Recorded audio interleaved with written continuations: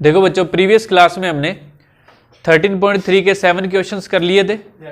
आज अपने करते हैं बच्चों 8th क्वेश्चन से। पढ़ो सभी 8th क्वेश्चन क्या कह रहे हैं। कारखाने में ए और बी दो मशीनें लगी हैं। एक कारखाने में बच्चों ए और बी दो मशीनें लगी है।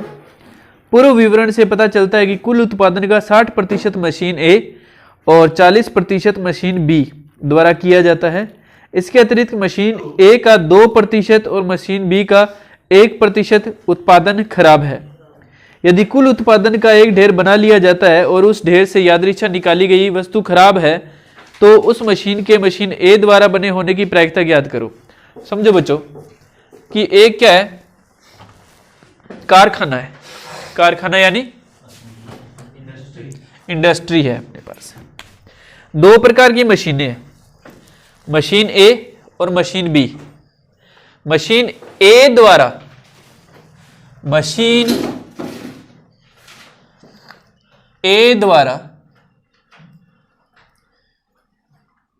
क्या बनाया जाता है, उत्पादन किया जाता है।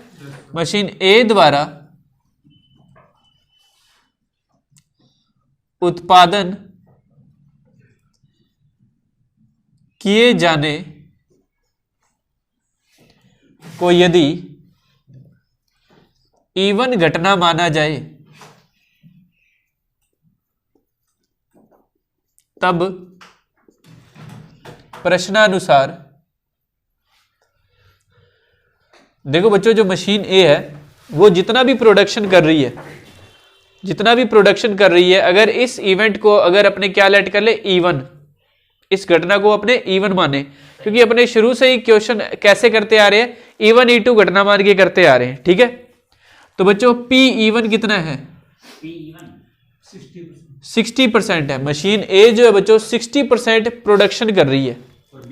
ठीक है, 60% यानी 60/100। इसके बाद तुम सेम यही लाइन लिखोगे, मशीन यदि मशीन बी द्वारा उत्पादन किए जाने को यदि हम E2 घटना मान लें। ठीक है बच्चों, तो पी E2 कितना होगा, 40% यानी 40/100। ठीक है, अब बच्चों प्रीवियस क्वेश्चंस के अंदर हम घटना ए लेट करते थे ना, तो इसमें घटना ए तो लेट कर नहीं सकते। क्यों नहीं लेट कर सकते, क्योंकि ए जो है बच्चों, ए जो है वो मशीन ए के बारे में कह रखा है। ए वर्ड जो यूज किया ना मशीन ए के लिए है, तो हम इसके अंदर है ना इवेंट क्या लेट कर लेते हैं बच्चों, इसके अंदर अपने सी लेट कर लेते हैं, सी। ठीक है, ए बी तो लेट कर लिया, गिवन है क्वेश्चन के अंदर, इसे सी मान लेते हैं। घटना सी मशीन द्वारा या मशीनों ए व बी द्वारा खराब उत्पादन को दर्शाती है।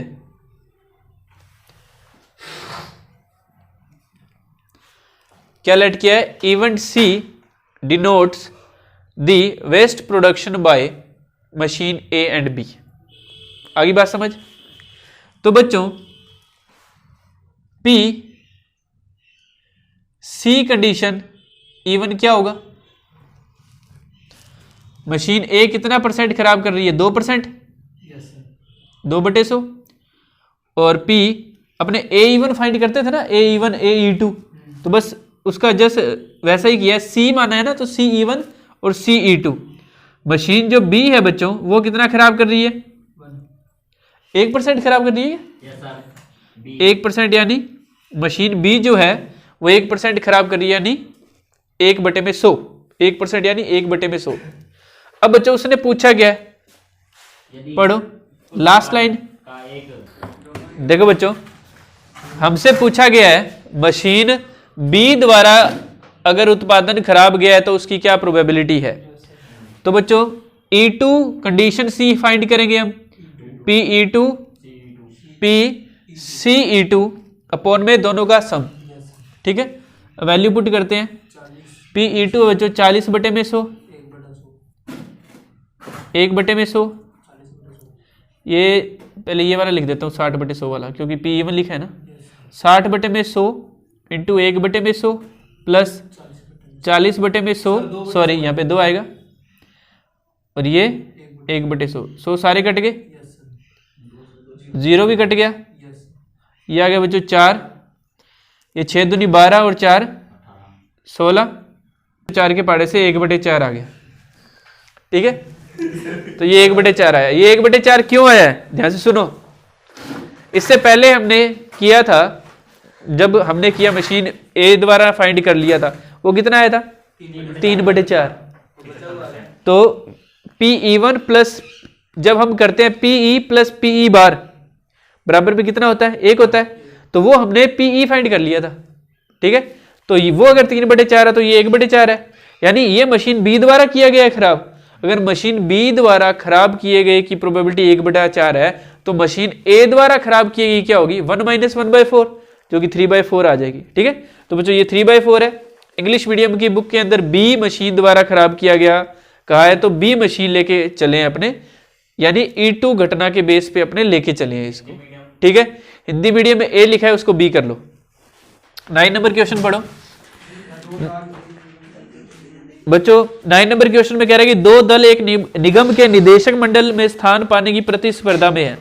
देखो बच्चों, 2 पार्टियां हैं, ठीक है, उनको एक इलेक्शन हो रहे हैं, उसके अंदर पार्टिसिपेट करना है और 2 पोस्ट उनको चाहिए। निदेशक मंडल के जो वोटिंग हो रही है, पोलिंग हो रही है, पहले तथा दूसरे दल के जीतने की प्रायिकता क्रमशः PE1 बच्चों लिख लेते हैं अपने, PE1 जीतने की 0.6 और 0.4 है।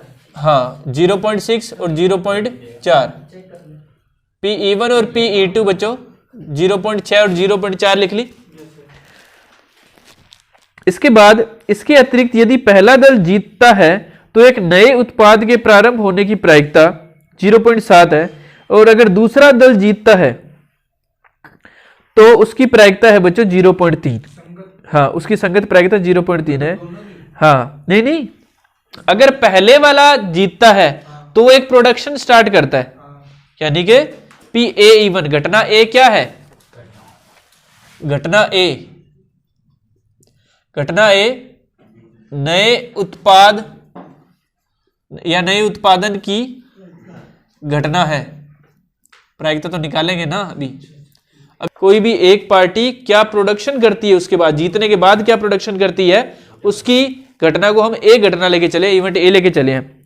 तो बच्चों PAE1 कितना दे रखा है हमें 0.7, यानी ए पहली वाली जो पार्टी है वो कह रही है कि अगर हम जीत गए, निदेशक मंडल में अगर हम शामिल हो गए, तो हम कितना परसेंट यानी 0.7 इतना उत्पादन करेंगे। उत्पादन करने की प्रायिकता दे रखी है ये।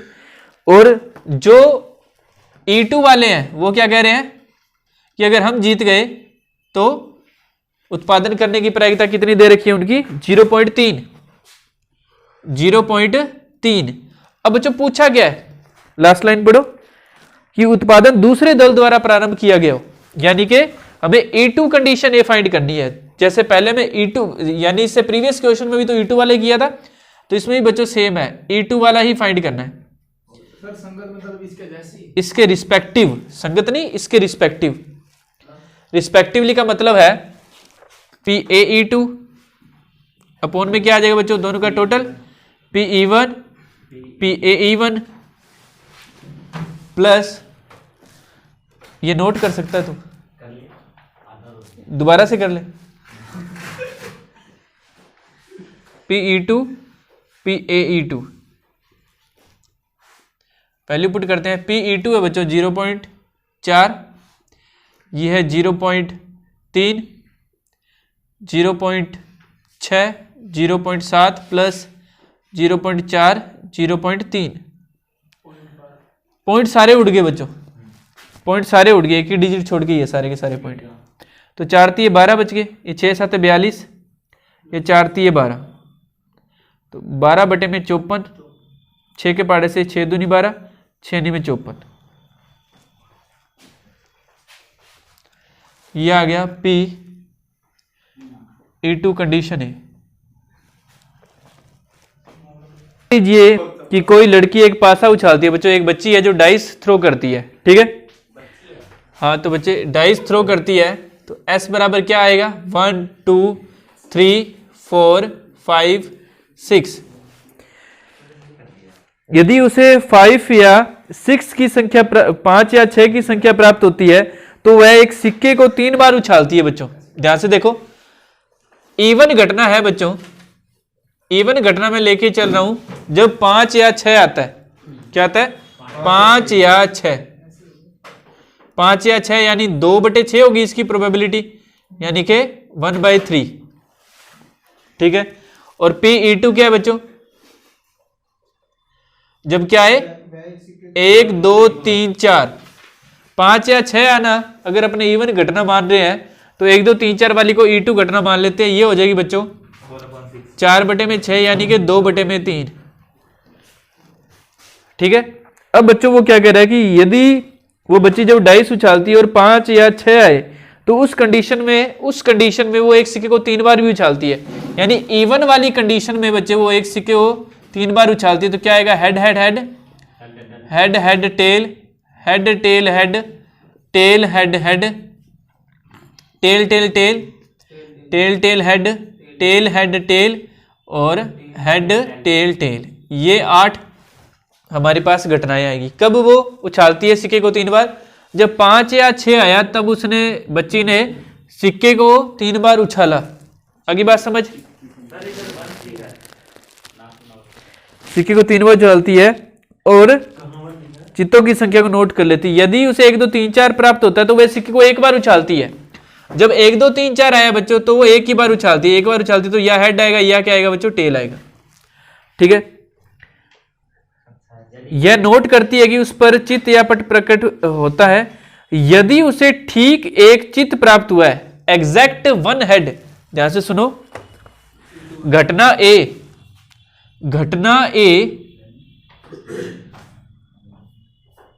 तथ्यतः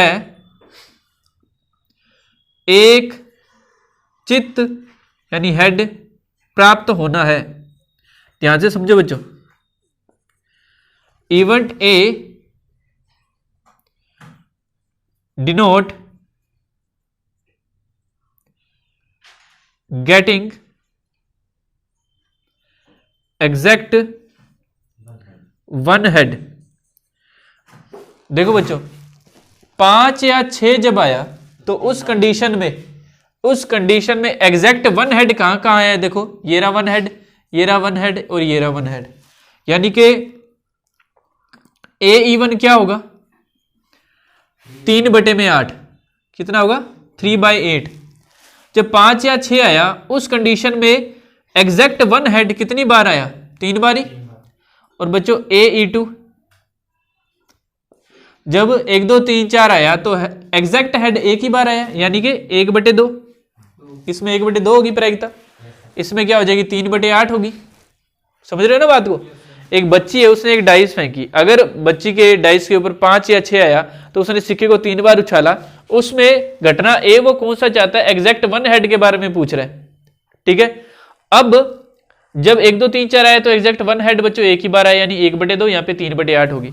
अब क्या पूछा है, लास्ट लाइन पढ़ो क्वेश्चन की, क्या पूछा है, क्या पूछा है कि जब लास्ट लाइन में कह रहा है तो उसके द्वारा उछाले गए पासे पर 1 2 3 4 आया, तो 1 2 3 4 बच्चों E2 कंडीशन वाला है।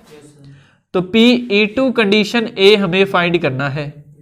बच्चों फॉर्मूला आपको आता है Pe2, मैं डायरेक्ट वैल्यू पुट कर रहा हूं, Pe2 Pae2 ये रहा 1/2, फिर P अब Pe1 और Pae1 प्लस P 1/2। अब बच्चों कैलकुलेशन देख लो ध्यान से, एक सेकंड, ये 2 सभी के बटे में आना। देखो ये 2 कट गया, ये 2 कट गया, इस 8 को वो 2 काट देगा 4 पे, ये 3 इस 3 को काट देगा। लिख लेते हैं बच्चों एक बार, 2/3 बटे में 1/4 प्लस में 2/3, कैलकुलेशन करनी पड़ेगी। 2/3 नीचे लघुत्तम आ गया 12, 4 3 12 और 3 चौके 8, 3 से 12 कट गया 4 पे, ये 4 घूम के ऊपर चला गया बच्चों, 4 दूनी 8, 8 और 3 11। 11 नंबर क्वेश्चन पढ़ो बच्चों। 11 नंबर क्वेश्चन बच्चों कह रहा है एक व्यावसायिक निर्माता के पास A B C machine operator है, 3 मशीन ऑपरेटर है बच्चों। प्रथम ऑपरेटर A1 1% खराब सामग्री उत्पादित करता है। जो प्रथम है, जो फर्स्ट ऑपरेटर है बच्चों, वो कितना परसेंट खराब कर देता है? 1%। सेकंड वाला 5% और थर्ड वाला 7% खराब कर देता है। अगली बात समझ, ए कुल समय का 50% लेता है, बी 30% और सी 20% लेता है। तो बच्चों ए बी सी द्वारा जो लिए गए हैं ना समय को, मैं E1 E2 और E3 घटना मान लेता हूं, ठीक है। तो P E1 कौन सी होगी बच्चों? जो ए लेता है टाइम, कितना? 50%, यानी 50/100। P E2 बताओ बच्चों, जो बी द्वारा लिया गया समय, कितना? 30%। और E3 सी द्वारा 20/100, ठीक है। अब बच्चों अगर आपको अब क्वेश्चन समझ आने लग गए तो आपको पता है ए इवन क्या है। ए द्वारा खराब किया गया कितना? 1% है, 1/100। अब ए घटना लिख लेना बस। ए E2 क्या हो जाएगा? 5/100। ए E3 क्या हो जाएगा बच्चों? 7/100। और पूछा क्या है बता सकते हो? ए द्वारा, तो P E1 कंडीशन ए पूछा है, फॉर्मूला आप लिख लोगे। 3 जने अब 3 वाला फॉर्मूला लिख लेना, मैं वैल्यू पुट कर रहा हूं। P E1 P A E1 बिल्कुल आसान है ना बच्चों, बहुत आसान है। ये बेस थ्योरम और बर्नौली थ्योरम बड़ा क्वेश्चन बनता है और आसानी से एकदम सही हो जाता है वो।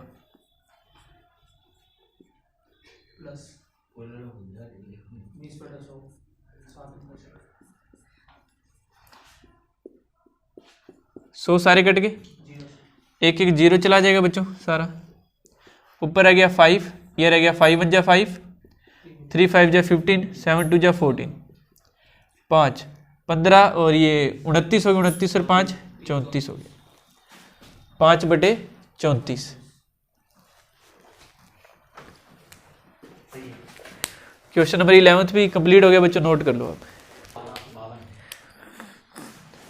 इंपॉर्टेंट लगा लो 12वें पे। 52 ताश की गड्डी में से एक पत्ता खो गया, एक पत्ता गुम हो गया। शेष पत्तों से 2 पत्ते निकाले गए, बाकी जो कार्ड्स रह गए उनमें से 2 कार्ड निकाले बच्चों जो ईंट के पत्ते हैं। खो गए पत्ते की ईंट के होने की प्रायिकता ज्ञात करो। देखो बच्चों क्या कह रहा है, पहले अपने E1 घटना मान लेते हैं। ईंट का पत्ता होना डायमंड, ईंट का पत्ता होना यानी डायमंड। क्या होगी प्रोबेबिलिटी डायमंड की? 13/52 यानी 1/4। और E2 घटना मान लेते हैं बच्चों, जब ईंट का पत्ता नहीं था, नोट डायमंड, नोट डायमंड 1 - 1/4 यानी 3/4। ज्यादा दिमाग नहीं लगाना होता, ये ईंट का है तो 1 में से घटा दो, नहीं वाला आ जाएगा, ठीक है क्या। अब बच्चों ध्यान से सुनो, वो कह रहा है कि एक पत्ता खो गया, शांति रखनी है तुमको। एक पत्ता खो गया। अब एक पत्ता 2 केस हो सकते हैं कि जो खोया हुआ पत्ता है वो ईंट का हो सकता है और ईंट का नहीं भी हो सकता, ठीक है। तो बच्चों अपने ये 2 केस लेके चलेंगे, उसके बिहाफ पे ये क्वेश्चन किया जाएगा। सबसे पहले बात करते हैं केस फर्स्ट। यदि खो गया पत्ता ईंट का हो, ठीक है, उस स्थिति में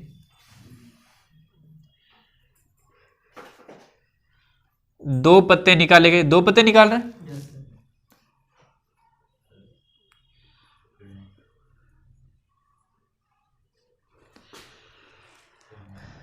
तथा वे तथा उनके ईंट का पत्ता होने की प्रायिकता।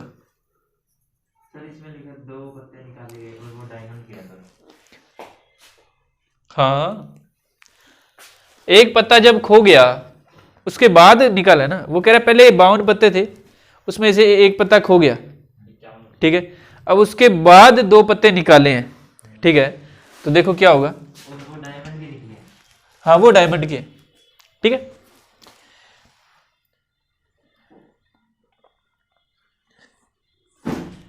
तो P A even क्या होगा, देखो सामने, अगर जो खोया हुआ पत्ता ईंट का था उसके बाद 2 पत्ते निकाले हैं, तो सबसे पहले बात करते हैं कितने रह गए पत्ते, 51 और 50, ठीक है। अगर एक पत्ता जो खो गया वो ईंट का था, उसके बाद ईंट वाले ही चाहिए, कितने रह गए थे, 12, ये एक निकाल लिया, फिर कितने रह गए, 11। तो एक तो ये केस बन गया। ये केस कब है, जब जो खो गया पत्ता वो ईंट का था, जब खोया हुआ पत्ता ईंट का था, उसके बाद उसने 2 पत्ते निकाले हैं। तो पहले तो जब वो खो गया तो 52 पत्तों में 51 पत्ते ही रह गए, कितने रह गए, 51, और बाकी में अब ईंट के पत्ते कितने हैं, 12 ही रह गए, क्योंकि जो खो गया था वो तो ईंट का था ना, तो टोटल ईंट के 13 पत्ते होते हैं, तो उसमें से एक खो गया ईंट का, तो पीछे 12 बच गए, यानी अब ईंट का पत्ता निकालने की प्रायिकता क्या होगी, 12/51, और अब दूसरा भी निकालना है, एक और निकालना है ना, तो वो कितनी हो जाएगी, 11/50 हो जाएगी। सर एक ही निकालने पड़ता है, दो निकालने पत्ते 2 निकाल रहा है वो, पत्ते 2 निकाल रहा है, ठीक है। तो एक तो केस ये हो गया। केस सेकंड, जब वो ईंट का पत्ता ना हो, ईंट का पत्ता न हो, ईंट का पत्ता न हो, तो इस कंडीशन में क्या आ जाएगा, PaE2।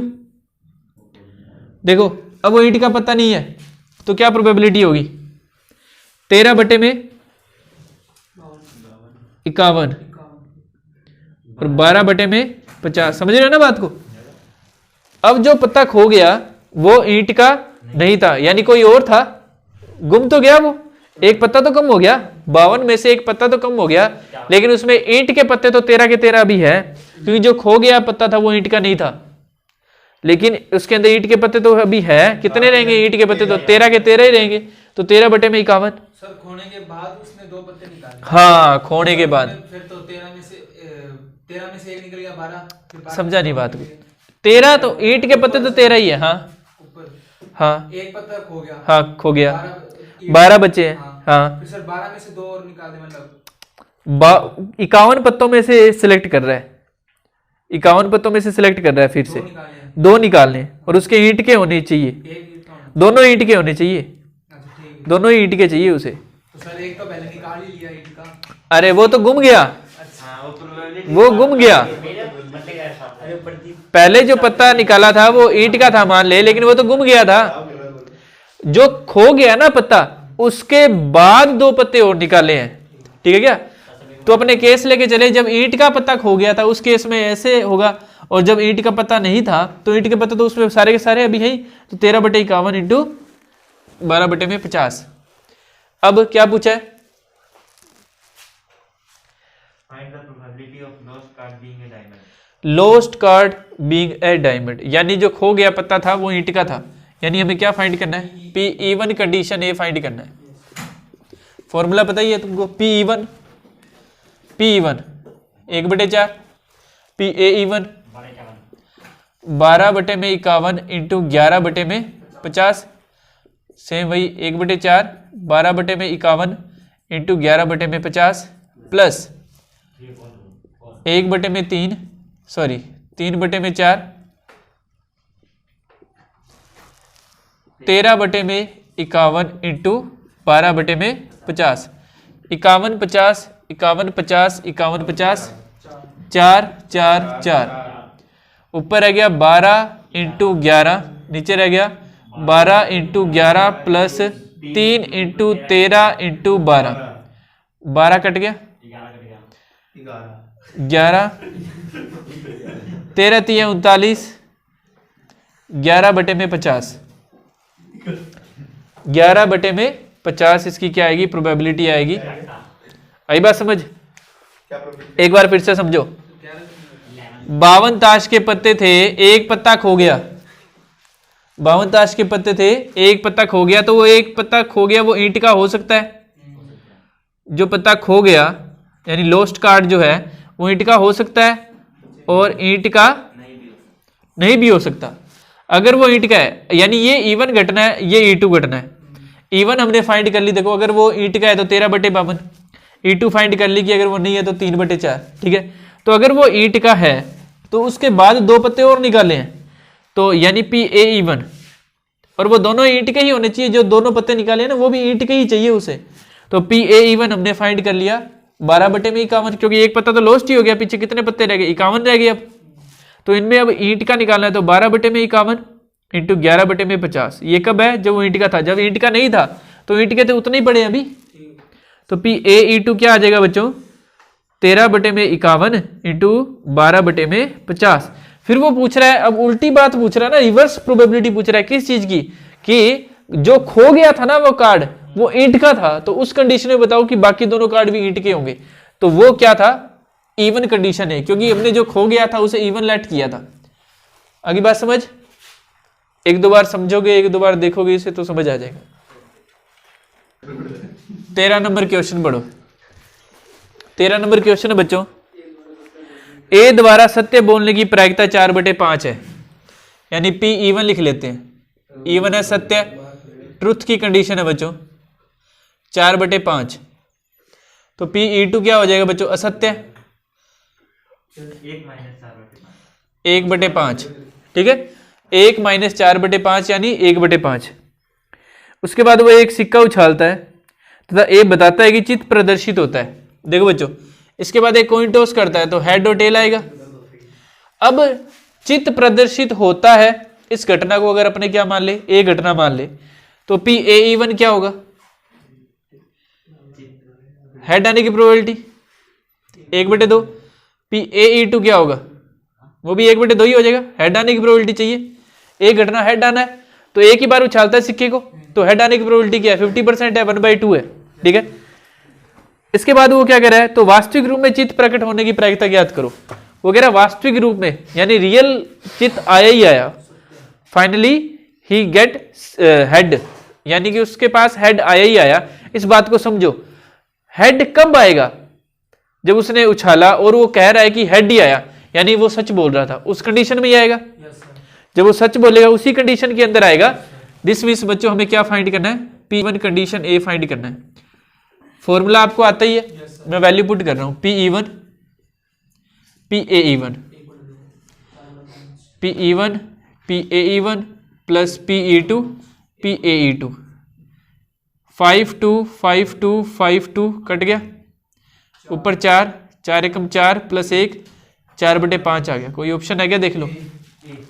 देखो बच्चों एक बार फिर से समझो थोड़ा सा ध्यान से।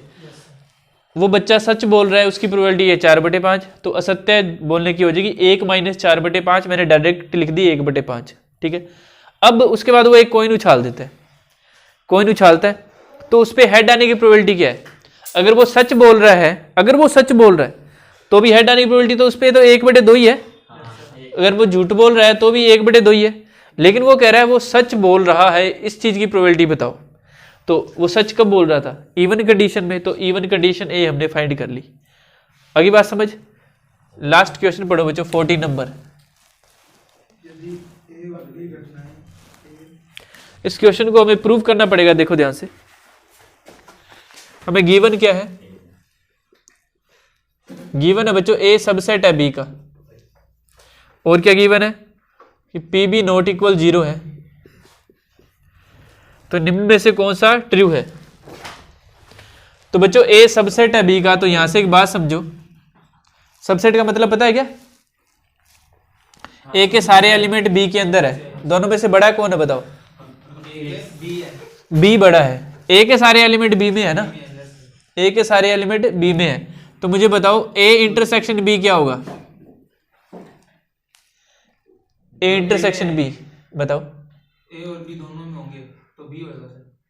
बताओ। ए होगा, छोटा है ना। ए सबसेट है बी का, ए सबसेट है बी का, ए सारा का सारा बी में है, ऐसे देख लो। कॉमन सर हाँ जी, ए है बच्चों 1 2 और बी है बच्चों 1 2 3। तो ए इंटरसेक्शन बी क्या होगा बच्चों? क्या ए ही आ गया?